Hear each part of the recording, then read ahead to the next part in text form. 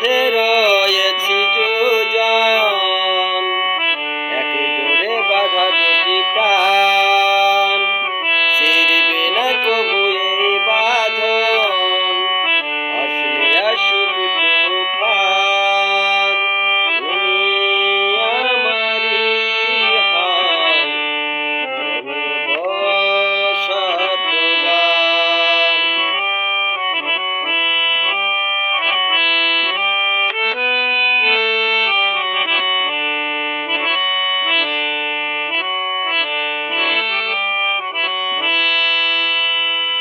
হাত দুটি ধরেছি তোমার,